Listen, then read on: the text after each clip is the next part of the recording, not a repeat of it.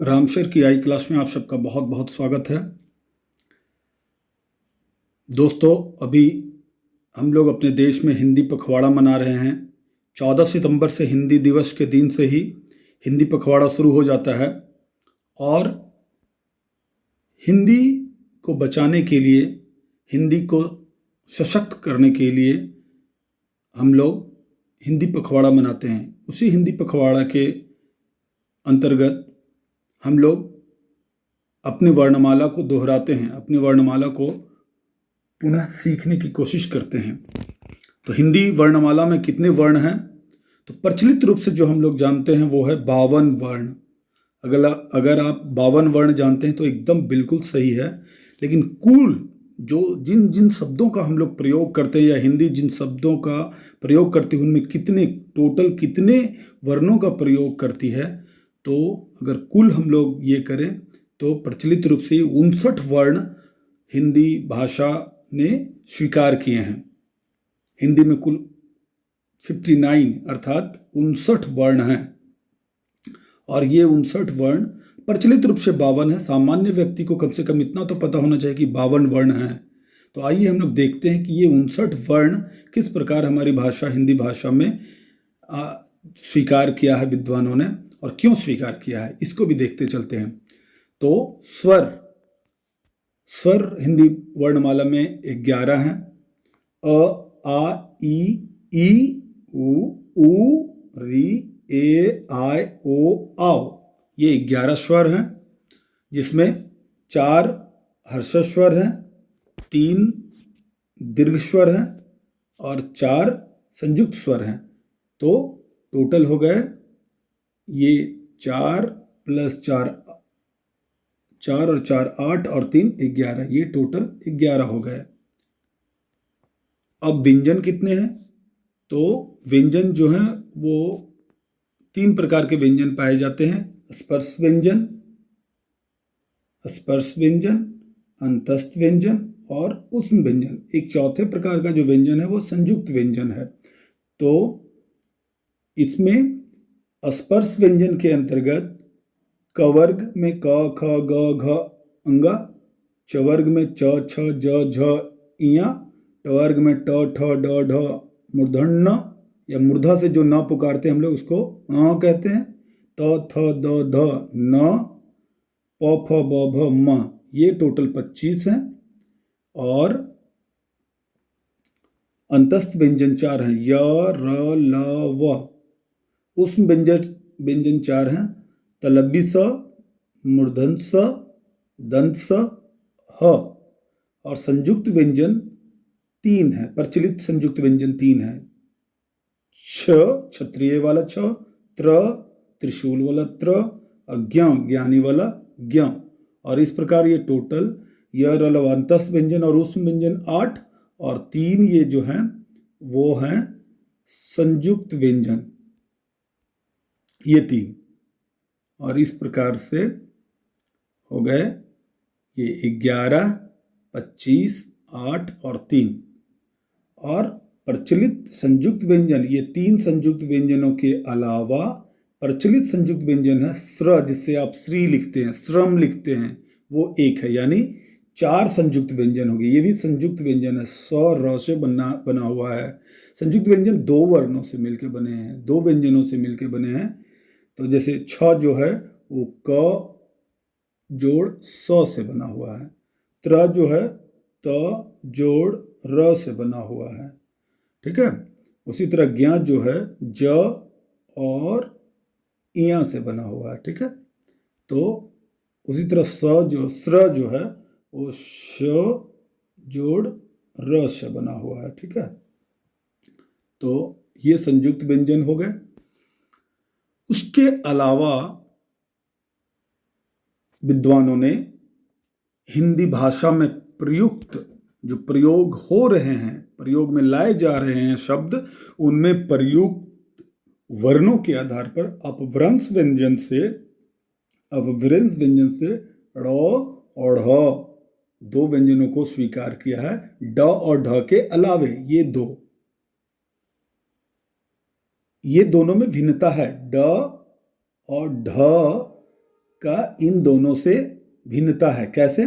जैसे अगर हम लिखें डंडा तो हमने ऐसा लिखा, लेकिन हमको अगर लिखना है लड़का तो हम ऐसे लिखेंगे ल ड़, यहाँ बिंदी लगाएंगे, का। तो यहाँ पे ड़ जो है ये ड़ ये वाला ड़ है, और यहाँ पे ड जो है वो ये वाला है, यानी दोनों के उच्चारण हो रहे हैं, दोनों के प्रयोग हो रहे हैं। इसलिए विद्वानों ने ड़ को भी स्वीकार किया और ड को भी स्वीकार किया, और दोनों को अलग वर्ण माना भी है, अलग वर्ण हैं भी। जैसे घोड़ा लिखेंगे तो हम ये वाला वर्ण यूज करेंगे, और जैसे हम लिखेंगे ठंडा तो ठंडा में ये वाला ये होता है डंडा। डमरू जैसे लिखेंगे डमरू तो फिर वो ट ठ ड वाला ये ड है। तो इस तरह से दोनों वर्णों के अलग अलग प्रयोग हैं, तो इसके कारण हम लोगों ने इसको भी स्वीकार किया है। ड जो होते हैं जो ट वर्ग में आता है, ट ठ ड ढ जो ये हैं, ये जिनमें बिंदी नीचे नहीं है, ये शब्द के शुरुआत में यूज होते हैं। जैसे ढक्कन, ढ क न ढक्कन। ढोलक, ढोलक ढोलक। जैसे डमरू अभी बताया था ना, डमरू, ये ट ठ ड वाले टवर्ग वाले ड जो हैं वो शब्द के शुरुआत में उनका प्रयोग होता है, वो हमेशा लगभग शुरुआत में आते हैं। इनके प्रयोग का अंतर मैं बतला रहा हूँ। वहीं ये जो हैं वो शब्द के बीच में या अंत में आते हैं। जैसे घोड़ा अंत में आ रहे हैं, लड़का, लड़का, लड़का, ये देखिए बीच में आ रहा है, यहाँ अंत में आ रहा है, तो इस तरह से आते हैं। जैसे चढ़ा या चढ़ना, तो ये देखिए यहाँ पे ये बिंदी लगेगा, यहाँ बिंदी लगेगा, चढ़ना। ढकना तो ढ में बिंदी नहीं लगेगा क्योंकि शुरू में हो रहा है, यानी जो ट ठ ड ढ वाले हैं वो शुरुआत होता है, तब वो कोई भी शब्द की शुरुआत में ट ठ ड ढ वाले ड लगते हैं और ढ लगते हैं, और शब्द के बीच में ड़ ढ वाले का प्रयोग होता है, इसलिए ये अलग वर्ण है। इनको स्वीकार कर लिया, ये दो हैं। अयोगवाह ध्वनियाँ अंग और अ ये दो हैं, और इस तरह से अगर हम लोग देखें तो कुल हो जाते हैं 52 वर्ण, 52 वर्ण हो जाते हैं। तो इस प्रकार हम लोग ये देखिए 11 + 25 तो ये हो गया 36, 36 और 8, 36 और 8 हो गया 44, 44 और 3 47 और 1 48 और 2 50 और 2 52, ये 52 हो गए। ठीक है, 52 ये हो गए जो बहुत अधिक प्रचलित में होते हैं। कम से कम जो हिंदी भाषा से बहुत संबंध नहीं रखते लेकिन हिंदी भाषी हैं, या हिंदी भाषा से जिनको प्रेम है, जो हिंदी भाषा का प्रयोग करते हैं, पूरा भारत हिंदी भाषा का प्रयोग करता है, तो सभी को ये जानने चाहिए कि ये 12 प्रचलित वर्ण हैं। इसके अलावा जो रोज की ज़िंदगी में प्रयोग होते हैं, और जो हिंदी को और अच्छे से जानना चाहते हैं तो उनको बता दें कि टोटल 59 वर्ण हैं। विकास की प्रक्रिया में निम्नलिखित व्यंजन वर्णों को भी हिंदी भाषा में स्वीकार किया गया है। जैसे मराठी से ल जो है वो ल, जब हम लोग बोलते हैं नेपाल, ल जो हम लोग लपेट कर बोलते हैं, मूर्धा को पूरी तरह से और थोड़ा गोल करते हैं। काले काले काले बादल, काले काले बादल, तो वो तिलक। तो इस तरह के शब्दों में जो ल प्रयोग होता था वो अब तो हम लोग वही पुराना वाला अंतस्थ व्यंजन वाला ल लिख देते हैं, लेकिन ये ल जो है वो मराठी ल है।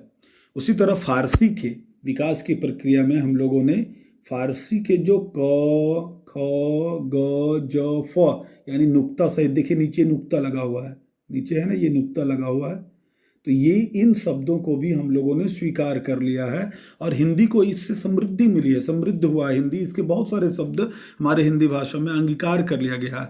हिंदी भाषा की खासियत यह है कि इसकी समाहार क्षमता और इसकी सामासिक क्षमता इतनी अधिक है कि कई भाषा के शब्द जब इसमें समाहित होते हैं तो पता ही नहीं चलता कि ये हिंदी के हैं, किसी और भाषा के शब्द हैं। जैसे गिलास अंग्रेजी का शब्द है, प्लेटफॉर्म, फुटबॉल, ये सब एकदम लग रहा है कि हिंदी के शब्द हैं और घुस गए हैं हमारे भाषा में। इवन हम जब हिंदी का सेंटेंस बनाते हैं, तो इस तरह से अंग्रेजी के शब्दों को, फारसी के शब्दों को हिंदी ने समाहित कर लिया है अपने में। इनकी सामासिक क्षमता इतनी अधिक है कि यह समाहार क्षमता जिसको हम लोग देख रहे हैं शब्दों को और वाक्यों में भी बसा लेने की, वो देखिए कितना है। हम लोग करते हैं कि बोलते हैं हम पटना गए थे, तुम कब आए। या फिर जब हम लोग बोलते हैं यू गो, हम आते हैं, तुम जाओ मैं आता हूं। मतलब अंग्रेजी के बहुत सारे शब्द को हम लोग प्रयोग करते हैं, वाक्य आधा वाक्य भी दे देते हैं, आधा वाक्य बोल देते हैं हिंदी का, आधा अंग्रेजी का, तो भी लगता है कि वो हिंदी का ही वाक्य है। जिसको इंग्लिश आजकल जो चला हुआ है, बीच बीच में अंग्रेजी के शब्द का और आधे वाक्यों का प्रयोग हो रहा है जो, तो ये जो फारसी के भी बहुत सारे, जैसे थानेदार शब्द जो है, बहुत सारे शब्द ऐसे हैं जो दोनों भाषाओं के मिलने से बने, दो भाषाओं के मिलने से बने हैं। जैसे मोटर गाड़ी, मोटर इंग्लिश का शब्द है, गाड़ी तद्भव शब्द है, मोटर गाड़ी।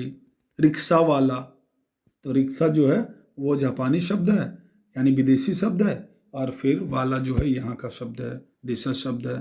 तो इस तरह से समाहार क्षमता और सामासिक क्षमता के कारण हिंदी हमारी सभी भाषाओं को अपने में ले लेती है, सभी भाषाओं के शब्दों को ले लेती है, उसके वाक्यों को लेती है।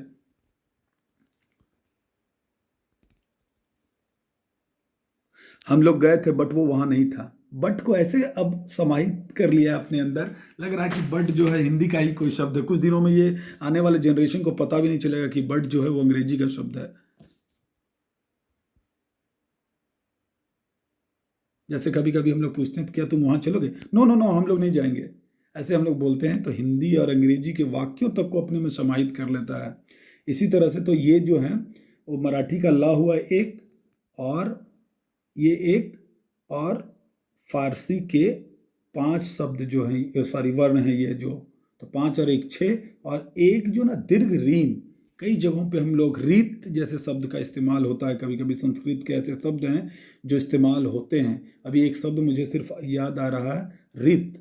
तो रित, तो ये दीर्घ रीन है, 2 हर्ष और रीन मिला के एक दीर्घ रीन होता है।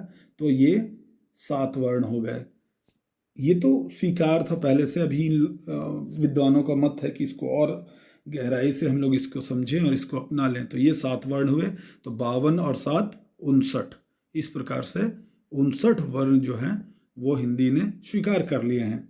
जैसे क ख ग घ में कौन कौन से शब्द हैं, क और बिंदी वाले क में क्या अंतर है, तो अंतर ये है कि क जो है कंठ से बोला जाता है, ये सब जो है क कंठ से बोला जाता है, ख कंठ से बोला जाता है, ग कंठ से बोला जाता है, ज तालु से बोला जाता है, फ जो है वो ओठ से बोला जाता है, उच्चारण स्थान जो है सबके।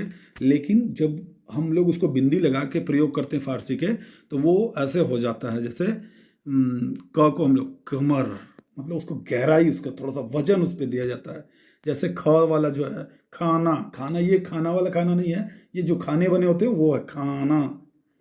उसकी उसी तरह से फ में देखिए फकीर, पूरा फ में उसमें स्पर्शता बहुत अधिक आता है, घर्षण बहुत अधिक है। फकीर, जज्बा, राज, राज ये रहस्य वाला राज है, रहस्य वाला राज है। ज का प्रयोग देखिए, ग का प्रयोग नग, गजब, ये जो होता है तो ये ग का प्रयोग है। क किताब, ये वाला किताब, किताब, किताब, खुदा, ख देखिए खुदा, खाना, कागज, कमर, काफी, फ में देखिए काफी, फरेब। इस तरह से उच्चारण होते हैं, तो वो फारसी वाले शब्द हैं। और ये इस तरह से 59 वर्ण हैं, आप याद रखेंगे कि इसमें 59 वर्ण है। बहुत बहुत धन्यवाद।